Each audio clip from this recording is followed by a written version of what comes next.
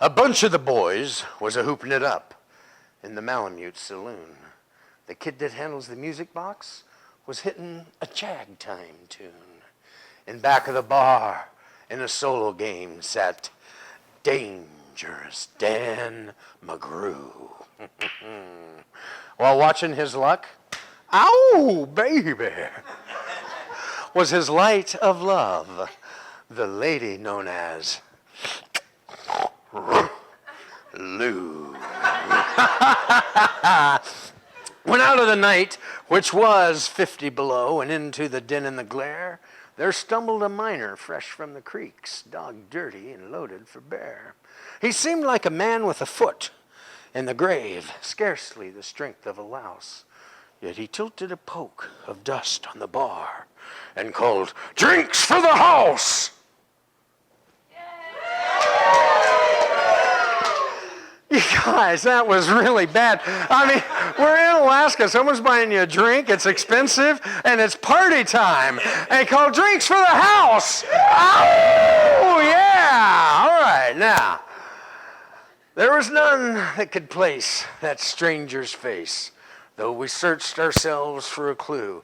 But we drank to his health, and the last to drink was Dangerous Dan McGrew.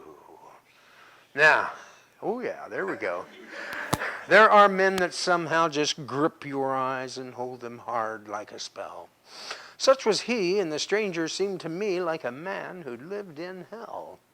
With the face most hair and the dreary stare of a dog whose day is done, he watered the whiskey in his glass. The drops fell one by one. Then I got to figuring on who he was, wondering what he'd do. And I turned my head. Ow, baby. And there watching him was the lady known as Lou. Then the stranger's eyes, well, they went a-rubbering around the room, and he seemed in kind of a daze. Until at last this old piano box fell in the way of his wandering gaze. The ragtime kid, hey, he was having a drink. There wasn't anybody at that stool, so the stranger stumbles across the room, just kind of, boom, flops down there like a fool. Yet, in a buckskin shirt glazed with dirt, he sat. I saw him sway, and he clutched the keys with taloned hands. My God, but that man could play.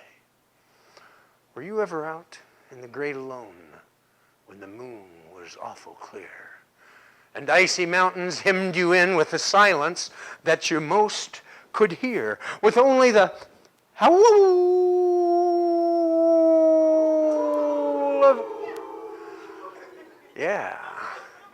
of some timber wolves, and you camped there in the cold, a half-dead thing in a half-dead world, clean mad for the muck called gold, while high overhead, in green, in yellow, and in red, the northern lights swept in bars.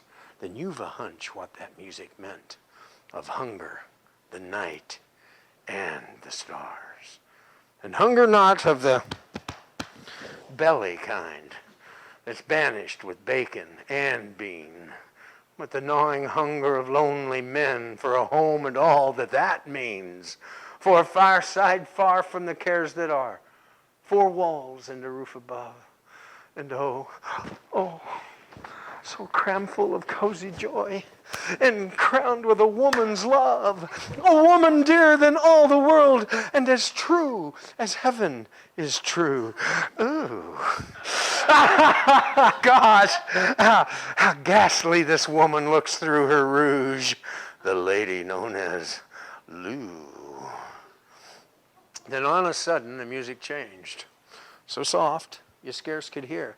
But you felt as though your life had been looted clean of all that it once held dear. That someone had stolen the woman you loved. That her love was a devil's lie. And that your guts were gone. And the best for you was to crawl away and die.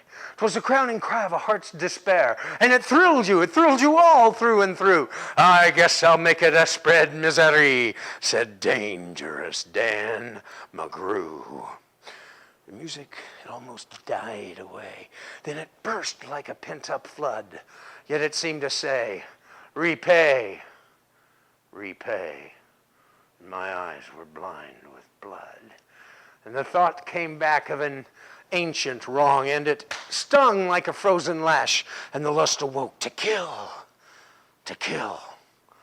The music stopped with a crash. The stranger turned, and his eyes burned in a most peculiar way. Yet, in a buckskin shirt glazed with dirt, he sat, and I saw him sway. And his lips went in a kind of a grin, and he spoke. Yet his voice was calm. Boys, says he, you don't know me, and none of you care a damn. But I'm here to state, and my words they're straight, and I bet my poke they're true, that one of you is a hound of hell, and that one is Dan McGrew. Then I ducked my head and the lights went out, and two guns blazed in the dark. A woman screamed, yeah! And the lights came up, and two men lay stiff and stark. Pitched on his head, pumped full of lead, was dangerous Dan McGrew. While the man from the creeks, ow, darling, he lay clutched to the breast of the lady known as Lou. Now, these are the simple facts of the case, and I guess that I ought to know. They say that stranger was crazed on hooch, and I'm not denying that's so. Now, I'm not as wise as all those lawyer guys, but just between us two, the woman that kissed him and then pinched his poke was the lady known as Lou.